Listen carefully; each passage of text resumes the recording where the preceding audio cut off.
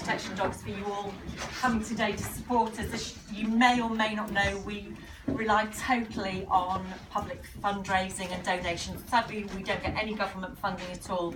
So every penny that you spent with this event today will help to create for us another, oh, he's hiding, isn't he? So to train a dog like Pal costs us about £12,000. So every penny you spent just means such a lot to us. And can we just say a huge thank you to Debbie. Debbie, I met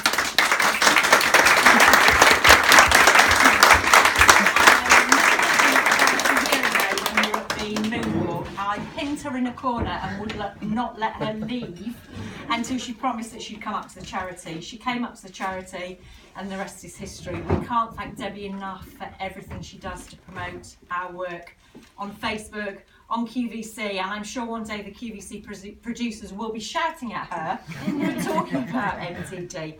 But I just thought it'd be, if you don't mind, Claire, just a couple of minutes so Claire can share her story with you of what having a medical alert assistance dog has meant to Claire and how it's changed not only her life but all her families as well. Thank you, Christina.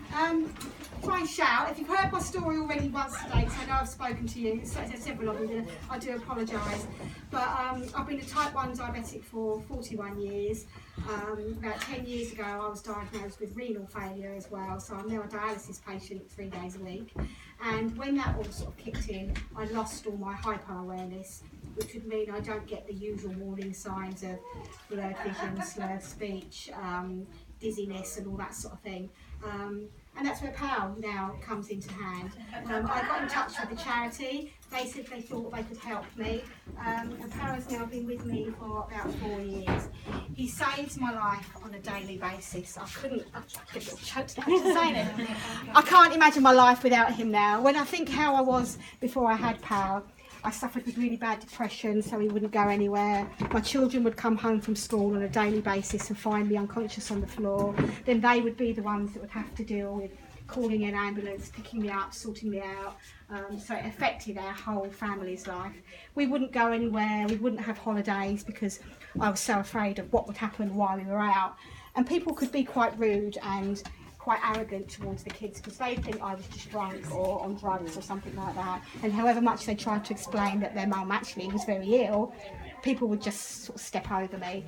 So it stopped us going anywhere and it stopped us doing anything. But since having had PAL, I haven't had a hospital admission because of a high PAL at all. He will alert my blood sugars sometimes as many as 15-20 times a day because they fluctuate so much. He is never wrong. I trust PAL's nose over any blood glucose monitor, so I'm very sorry if there's any medical professionals in there. But yeah, that's the way it is. He is my lifesaver, and I can't thank medical detection dogs enough for giving my whole family back their life. So thank you. Thank you.